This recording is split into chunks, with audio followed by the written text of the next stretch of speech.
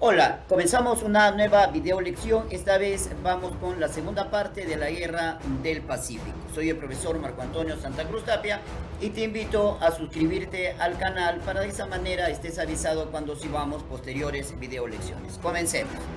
La expedición Lynch. Capturada Arica, el Perú mantuvo su decisión de seguir luchando. Chile decidió entonces una de sus acciones más repudiables. El Callao fue bloqueado y bombardeado por el Huáscar al mando de Carlos Conde, pero el 3 de julio de 1880 el buque chileno Loa fue destruido en el Callao gracias a los torpedos ingeniosamente fabricados por Manuel Cuadros. Sucedió que el 3 de julio el Loa descubrió un bote que se encontraba anclado, aunque con sus velas desplegadas. Se ordenó entonces que un oficial chileno se acercara para reconocerla y como este al hacerlo la encontró cargada al tope de frutas, aves y algunos sacos más, dispuso entonces lo conveniente para remolcarla al costado de Loa. Una vez allá, se ordenó que se transportara la carga. La operación se realizaba con tranquilidad, pero al levantar el último saco se produjo una formidable explosión que hundió al barco chileno Loa.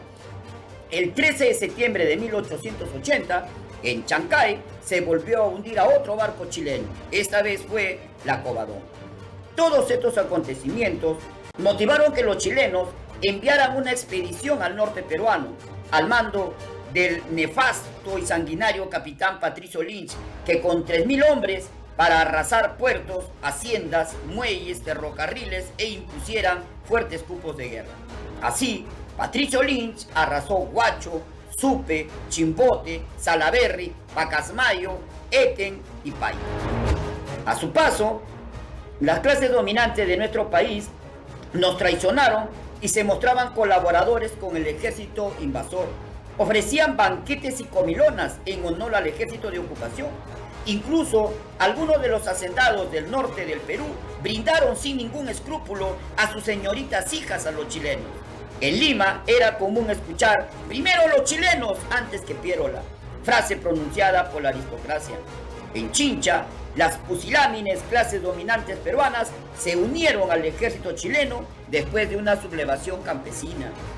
El mismo Cáceres en sus memorias nos dice: Chile se valió de los medios más viles e inescrupulosos y para mayor desdicha encontró compatriotas nuestros que inspirados en sus más viles ambiciones personales antes que la patria, se tomaron en eficaces colaboradores del ejército invasor.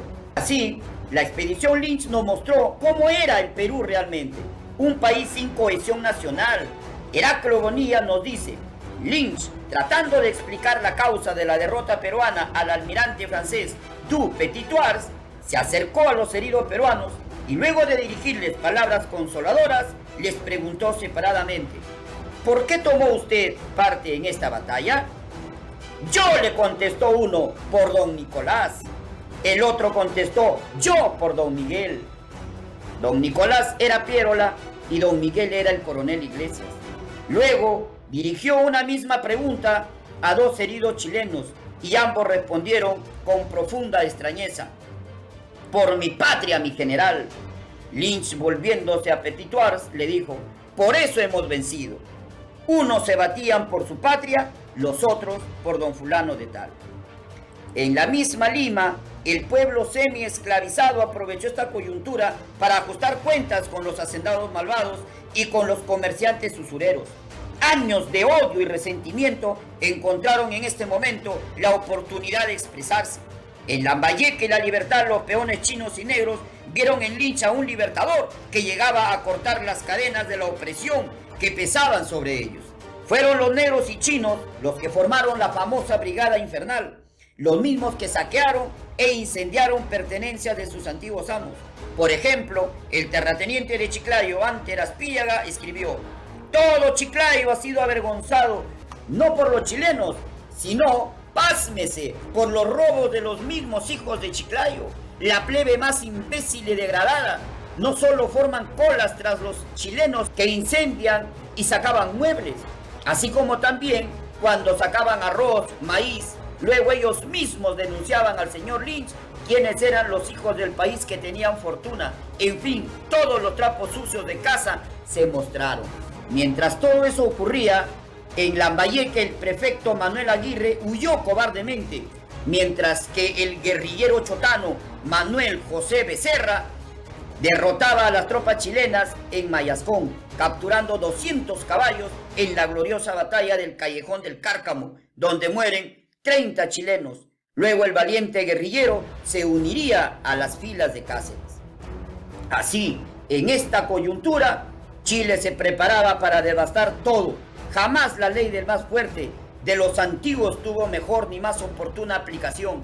Pobre Perú, donde quiera que un soldado chileno pasaba, el robo, el saqueo, el asalto en despoblado, la tea incendiaria, los ataques al honor, las torturas más crueles e ignominiosas infligidas indistintamente a hombres y mujeres, el despojo sacrílego de los templos, los exorbitantes cupos de guerra no se dejaron esperar. Todo esto se hacía para arruinar para siempre al Perú. Por ello era preciso, indispensable que el Perú no resurgiera, y para ello había que destruir todas las fuentes de riqueza, apropiarse de ellas, destruir sus edificios y cultura, despojarlos de sus monumentos, exterminar el elemento ciudadano para despoblar el país y poner término a su viril, aunque estéril, resistencia. Tal era la misión de Lynch. Así, Chile se preparaba para ocupar Lima. Se inician entonces las negociaciones de paz con el respaldo de los Estados Unidos en el navío La Caguana, pero no hubo buenos resultados. La campaña de Lima de 1881. El ejército peruano regular había desaparecido en el sur, y para defender Lima, el dictador Pierola tuvo que acudir a las milicias urbanas, es decir, un ejército de civiles improvisados. El entrenamiento de estas unidades no tuvo ninguna seriedad. Manuel González Prada, que asistió a los entrenamientos, relató cómo esas parodias de ejercicios se llevaban a cabo y cómo es que terminaban indefectiblemente en borracheras monumentales. Así, para defender la capital, o mejor dicho, los intereses de la aristocracia, la gente decente limeña se encontró con otro problema: la dificultad para atraer al populacho. Cuando se acercaron al pueblo y trataron de convencerlos, este no los comprendía, ya que los señores y señoras, las señoritas y los señoritos no manejaban bien el castellano y menos entendían la jerga popular. El pueblo tampoco comprendía el francés, italiano o inglés, que eran los idiomas que hablaba la aristocracia. Así, el ejército chileno al mando de Baquedano desembarcó en Pisco con sus 26.500 hombres. De ahí partió su columna invasora, precedida de miles de chinos profundamente resentidos por el bestial trato recibido. Esto motivó que los negros de la región se alzaran contra los chinos, produciéndose una miniguerra interna que terminó de una forma increíble. Los terratenientes peruanos pidieron la intervención de los chilenos invasores para apaciguar a los alzados, es decir, la traición absoluta, ya que los latifundistas corrían a ponerse bajo la protección del enemigo invasor que avanzaba sobre Lima. El dictador Pierola planificó entonces dos líneas de defensa en torno a la capital. La primera línea partía del Morro Solar en Chorrillos, continuaba la Hacienda Villa, San Juan, Monterrico Chico, en total 6 millas, al mando de Cáceres y Miguel Iglesias. La segunda línea de defensa iniciaba en la quebrada de Armendáriz, continuaba por Miraflores, Monterrico Grande, total 5.5 kilómetros. Este diseño fue malo. Las tierras eran muy largas, sin profundidad y con deficientes atrincheramientos. La segunda línea nunca operó ni podía operar como reserva de la primera. El resultado fue que mientras unos pocos combatían, los demás quedaban fuera de la batalla. La campaña de Lima, la batalla de Pachacamac en 1880. Fue el primer encuentro donde el peruano Sevilla se enfrentó a los chilenos y lamentablemente cayó prisionero. La batalla de San Juan. El 13 de enero de 1881, los chilenos se lanzaron al ataque de la primera línea de defensa, es decir, la de Chorrillos y San Juan. Para las 2 p.m., la resistencia había sido vencida. Los peruanos pelearon denodadamente, como lo reconocen los historiadores chilenos. Solo Miguel Iglesias continuaba luchando en el Morro Solar. Finalmente fue rodeado y hecho prisionero junto con Carlos Pierola y Guillermo Billinghus. Todos estos fueron puestos en fila para ser fusilados. Guillermo Billinghus rompió la línea, dio algunos pasos al frente y dijo al jefe del pelotón: el señor es el ministro de guerra, coronel Iglesias. El que sigue es el coronel Carlos Pierola, hermano del presidente. Yo soy el jefe del Estado Mayor y los demás son militares de alta graduación. ¿No es de mayor honra y provecho para usted entregarnos vivos al general Baquedano y no decirle después de fusilarnos que nos ha victimado, lo cual tal vez no se lo crean y de ninguna manera se lo agradezcan? Luego sacó su reloj de oro y se lo regaló. El sobornado sargento canceló la orden. Por la noche, los chilenos eran dueños de Chorrillos, lanzándose la soldadesca al saqueo e incendio de la ciudad. Pierola, al ver perdida la batalla, se retiró a Miraflores. Mientras tanto, los chilenos violaban, saqueaban y mataban en Chorrillos. Se emborrachaban al extremo. Para los chilenos, nada era suficiente. Necesitaban llegar más lejos, como el asesinato cobarde que cree ocultar mejor su crimen y evitar que la víctima vuelva a la vida mientras más profunda sea la fosa en que arrojen el cadáver. Si los días en Chorrillos eran horribles, las noches eran espantosas.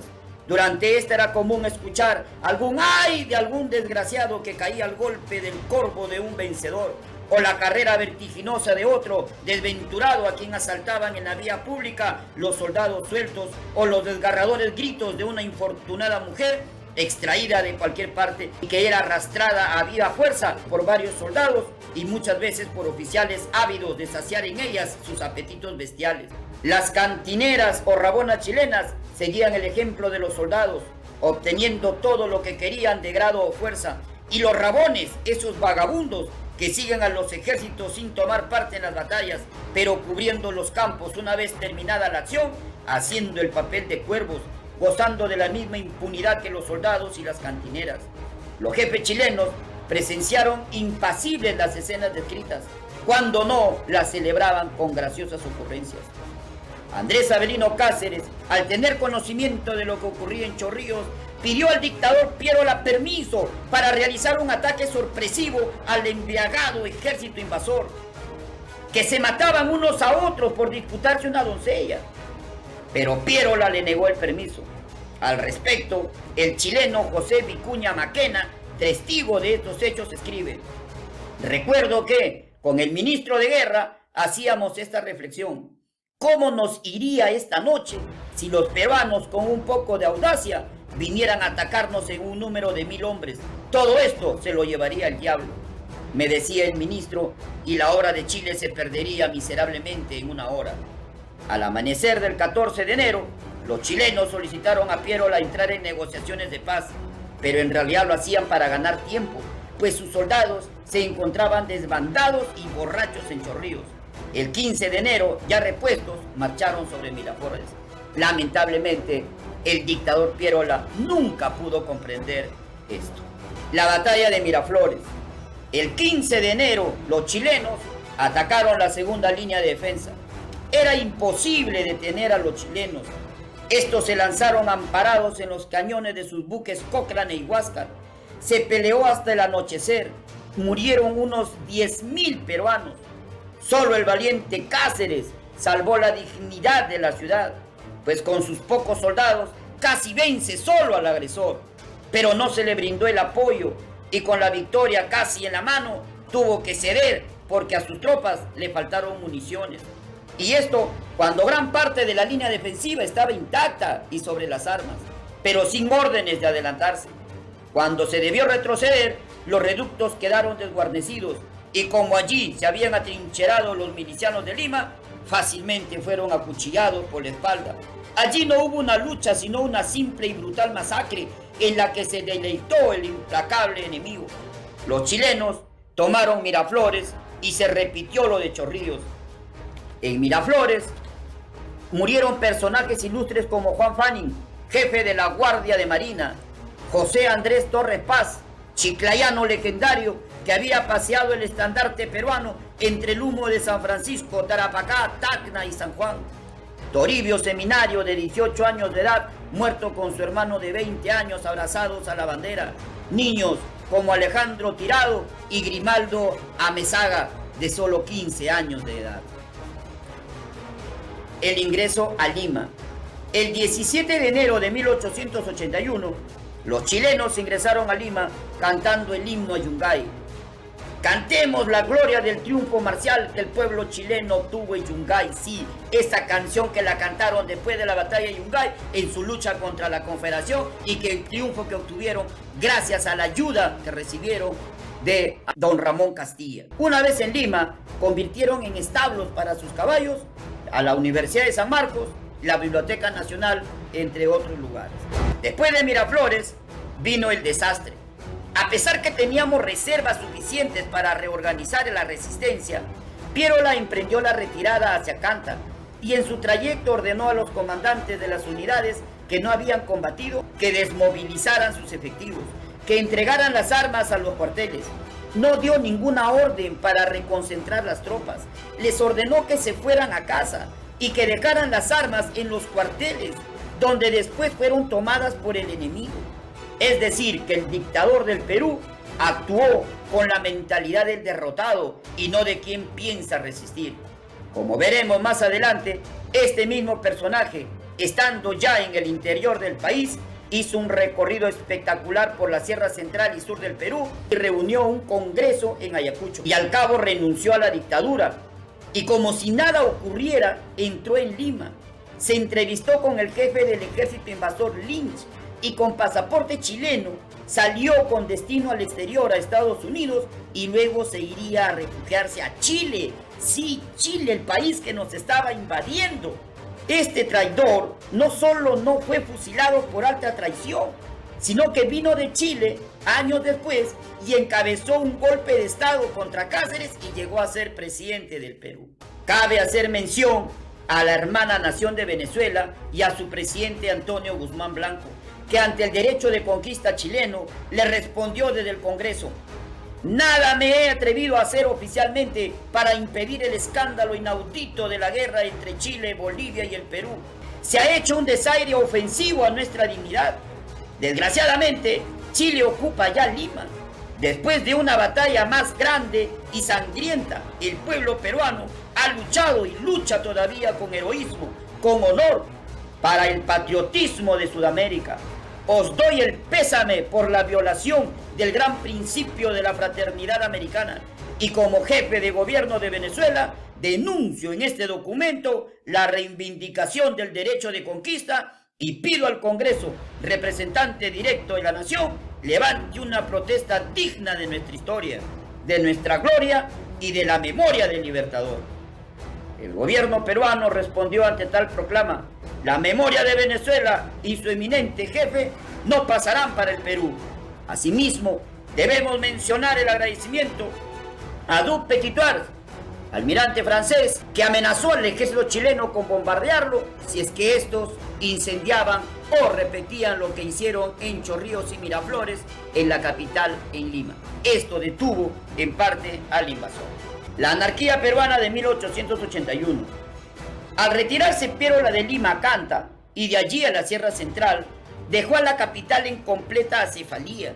Por ello, el 22 de febrero de 1881, se reunieron en Lima 114 vecinos notables, que nombraron presidente provisorio del Perú a Francisco García Calderón, el que asumió el mando el 12 de marzo de 1881, estableciendo su gobierno en el pueblo de la Magdalena Vieja.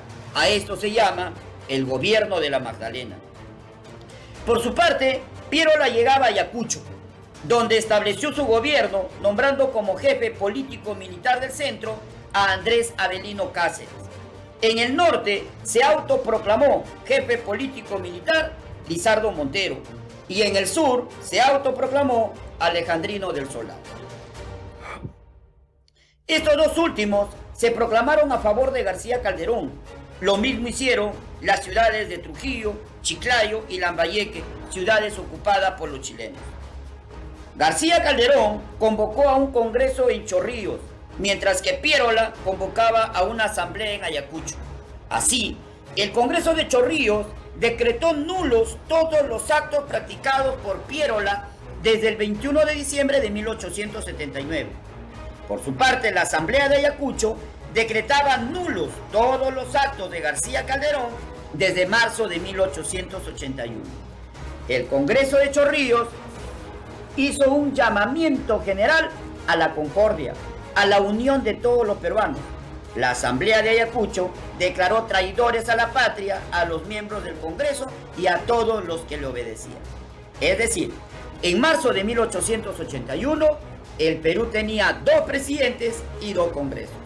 Los chilenos, al ver que casi todo el Perú respaldaba a García Calderón, entablaron conversaciones de paz. Calderón afirmó que estaba dispuesto a firmar la paz, pero sin cesión territorial. Esta actitud fortaleció su poder. Entonces el chileno Lynch procedió a detenerlo, siendo llevado prisionero a Chile, donde sufrió muchas humillaciones, pero siempre mantuvo en alto su honor y el nombre del Perú. Piérola, reconocido por Cáceres, no tuvo apoyo en Lima. Arequipa desconoció su autoridad. Así, en Tarma renuncia al poder el 28 de noviembre de 1881, dirigiéndose con pasaporte chileno a los Estados Unidos y luego hacia Chile, como ya les mencioné anteriormente. Pese a todo, el Perú se preparaba para resistir. Estaban por llegar momentos gloriosos. Estaban por llegar la etapa más gloriosa peruana de esta guerra, donde se mostró el verdadero valor del poblador y del indígena peruano en la resistencia de la sierra. Pero eso lo vemos en la tercera y última parte de esta guerra. Muchas gracias.